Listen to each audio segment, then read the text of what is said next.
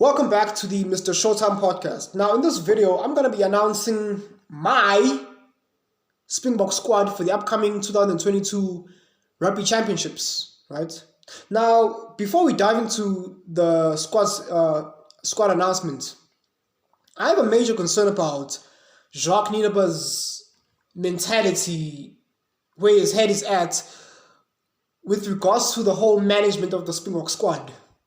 Because I lost brain cells last week. I was watching a interview where on SA Rugby magazine, where Jacques Nienaber was interviewed, and he was asked about, okay, Jacques, what about some versatility? What about some player variation? Why aren't we seeing some rotation within the Springbok squad, right? And obviously, typical delusional Jacques replied, mense, luister, ons het 'n baie groot span. Ons het baie rotations gedoen met hierdie span. And I'm like, Jacques, stop. That's not what we saw last year. Because last year,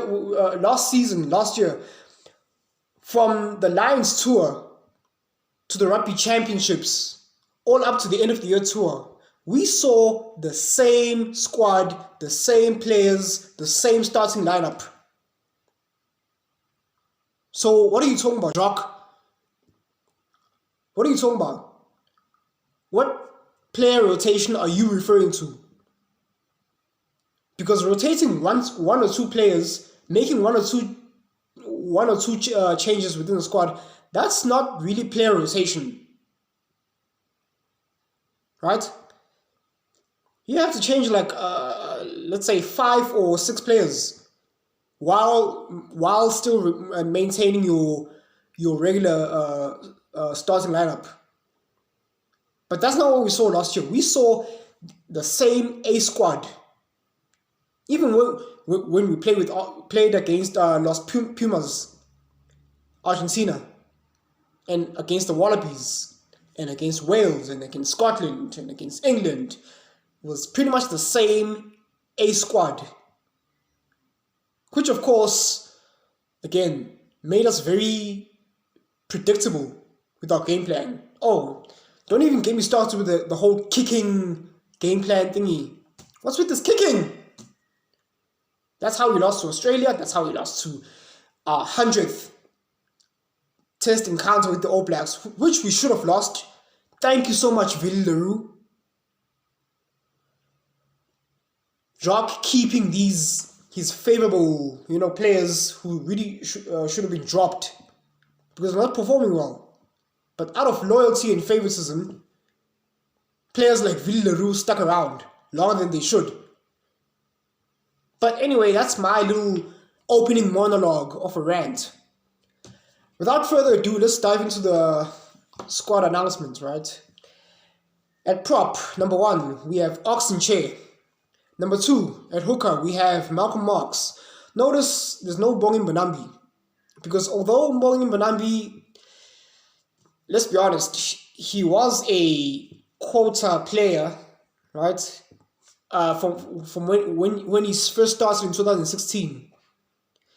Credit to him, he found a way to adapt himself to the squad, to marinate within the Springbok culture up to the point where he became adequate for a Springbok selection, right? But we're looking for the best we can, and to be honest, Bongi Mbonambi is not the best option we can have at hooker. And although Malcolm Marx, his game plan has been, not at his best, but he's still a safe bet at hooker. It's starting hooker, right? So we have number 2, Malcolm Marx. Number 3, we have Thomas du Toit. Number 4, we have Eben Etzebeth. Number 5, I went with Marvin Orie because I would have gone with Pieter-Steph du Toit, but I haven't heard any. I haven't heard him being cleared from his injuries yet. I would have picked Pieter-Steph du Toit at number 5. but seeming he's not cleared from injury yet. But and last year we had a player, right, Marvin Orie, who only had one chance, one test cap. It was a little bit unfair for him, so I'm giving him a chance at starting at number 5. So we have Marvin Orie at number 5. At number 6, we have our Springbok captain, Kholisi. At number 7, I went with the one who's had an unfortunate injury, especially so close to, the World Cup squad. He missed out twice. Marcel Coetzee. I think he's earned his colours. I think he's earned his way back to the Springbok call-up. So at number 7 we have Marcel Coetzee. Welcome back. Number 8 we have Gwaja Smith, of which I have no idea why people hate Gwaja Smith so much. I mean, the guy's got pace. For a loose forward, he's got pace. So we have Gwaja Smith at number 8. Oh, and also because Dwayne Vermeulen has been slipping lately. There's a lot of question marks whether or not Dwayne Vermeulen should make the World Cup squad next year, because he has been seemingly been rusty. I don't know. I mean, if he makes it, I'm still okay with it. If he doesn't, he has been slipping. So for the sake of rotation, I just picked Gwaja Smith. At number 9, Faf. No. That whole kicking thing of yours has been unacceptable. Losing the ball and has cost us try scoring opportunities. And I know it's not his fault, it's just the coaching. But still, maybe he needs to be rested for a little bit. So I went with a player that he showed some good skill when he did get a chance. And for some other reason, he got dropped. I don't know why. Embrose Papiere at 9. Number 10, fly half, we have Handré Pollard. Yes, he's also under some criticism as well, but he's the best we have. Right. At number 11, at left wing, we have Aphelele Fassie. Also didn't get much game time last year. It's about time he has some adequate game time so we can assess him, so we can see what he's made of. Give the guy a chance. Number 11, we have Aphelele Fassie. At number 12, oh yes, ladies and gentlemen, yes. It makes me laugh. I just laugh how people just praise this one-hit wonder called Damien Willemse. The guy does nothing with the ball. He receives the ball and he does this tuck and roll. That's all he does. He should have been dropped, to be honest, he should have been dropped in 2017. Damien Willemse brings no value to the squad other than getting the ball and he tucks and rolls. That's it. He doesn't pass. He does not pass. We've never had a real inside center since Jean de Villiers. So, number 12, we have Rohan Jansser from Rensburg. That guy deserves it. He's well overdue for a Springbok test cap. The last time he played was 2016-17. One game against the Barbarians. The guy deserves it. Rohan Jansser van Rensburg at 12, right? At number 13, we have Conrad Smith 2.0, aka Lukhanyo Am, right? At number 14, now I didn't pick Sbu Nkosi, not because of his skill. No. He's still our first pick at wing.